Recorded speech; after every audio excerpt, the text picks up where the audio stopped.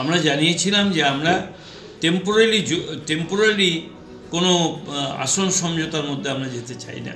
আমরা চাই একটা সর্বাঙ্গীন অ্যালায়েন্স, যে অ্যালায়েন্সটা দীর্ঘস্থায়ী হবে, যে অ্যালায়েন্সটা শুধু কালকের জন্য নয়, যে অ্যালায়েন্সটা আগামী পরশুদিন হওয়ার জন্য থাকবে। পরশুদিন মানে 2021 পর্যন্ত থাকবে।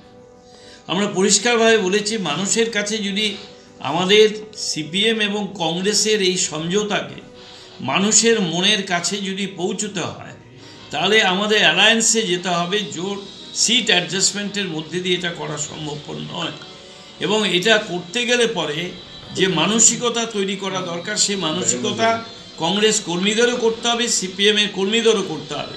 আর সেই মানসিকতা তৈরি করতে গেলে পরে অ্যালায়েন্সের প্রয়োজন হয়, আসন সমঝোতার মধ্যে দিয়ে এটা সম্ভব নয়।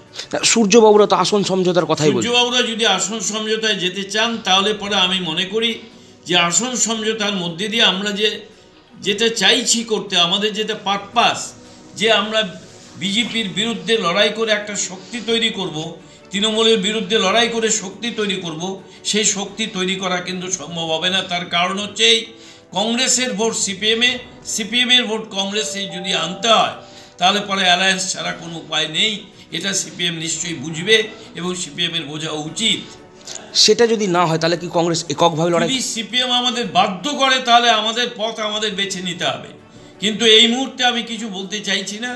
আমরা চাই এখনো পর্যন্ত আলোচনা হোক, আলোচনার দরজা খোলা থাক, যাতে পশ্চিমবঙ্গে একটা তৃতীয় শক্তি হিসাবে আমরা নিজেদের গড়ে তুলে আগামী নির্বাচনে প্রমাণ করে দিতে পারি আমরাই পশ্চিমবঙ্গের প্রথম রাজনৈতিক শক্তি। এবং কংগ্রেস তৃণমূল একসঙ্গে যদি, কংগ্রেস এবং সিপিএম যদি একসঙ্গে লড়ে, তাহলে কংগ্রেস এবং সিপিএমের যৌথ শক্তি পশ্চিমবঙ্গে একক রাজনৈতিক বৃহত্তম শক্তি হিসাবে পরিগণিত হবে। এককভাবে লড়ার জন্য কি এই মুহূর্তে রাজ্যে কংগ্রেস প্রস্তুত রয়েছে? আমাদের কোনো অসুবিধা নেই। একটা জিনিস আপনারা মনে রাখবেন, যে কংগ্রেসের রাজনৈতিক শক্তি মানুষের মধ্যে ছড়িয়ে আছে। কংগ্রেস হচ্ছে একটা মাস বেস পলিটিক্যাল অর্গানাইজেশন। কংগ্রেস সেই জন্য মানুষের মনের ভেতরে কংগ্রেসের আসন পাকা। সর্বভারতীয় ভিত্তিতে কংগ্রেসের যে লড়াই, সেই লড়াইটা বাংলার মানুষকেও স্পর্শ করছে। কেউ যেন ভুলে না যান, এই লড়াইটা রাহুল গান্ধী বনাম নরেন্দ্র মোদীর লড়াই। এই লড়াই রাজ্যের ক্ষমতায় কে আসবেন তার লড়াই নয়। সুতরাং এই লড়াইয়ে তৃণমূল কংগ্রেস বলুন, সিপিএম বলুন, অন্য পার্টি বলুন, তাদের গুরুত্ব কিন্তু কম। এইটা মাথায় রাখতে হবে।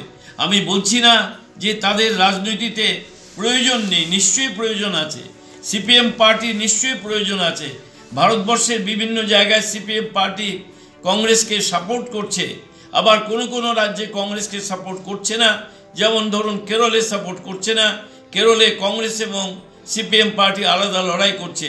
কিন্তু ভারতবর্ষে আরও কয়েকটি রাজ্যে সেখানে সিপিএমের সঙ্গে কংগ্রেসের সমঝোতা হয়েছে। সুতরাং পশ্চিমবঙ্গের মাটিতেও আমরা যদি এই সমঝোতা করতে পারি, তাহলে কংগ্রেসের এই যে লড়াই, এই লড়াইটা আরও বেশি শক্তিশালী হবে। তাতে কংগ্রেসও যেমন লাভবান হবে, সিপিএম পার্টি লাভবান হবে। কিন্তু সিপিএম পার্টি যদি মনে করে আমরা একতরফা আসন ঘোষণা করে দিয়ে আমরা এগিয়ে যাব, তাহলে সিপিএম পার্টি ভুল করছে।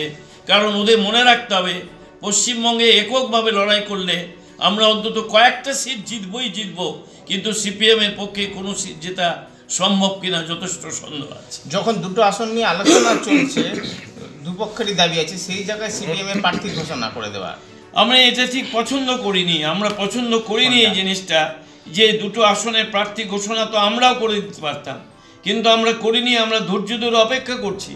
কেন অপেক্ষা করছি? অপেক্ষা করছি এই জন্যই, আমরা কেন্দ্রীয় নেতৃত্বকে এটা জানিয়েছি এবং কেন্দ্রীয় নেতৃত্ব সিপিএমের কেন্দ্রীয় নেতৃত্বের সঙ্গে কথাবার্তা বলছেন। সুতরাং সেই মুহূর্তে এইভাবে আসন ঘোষণা করা সিপিএমের পক্ষে ঠিক হয়নি।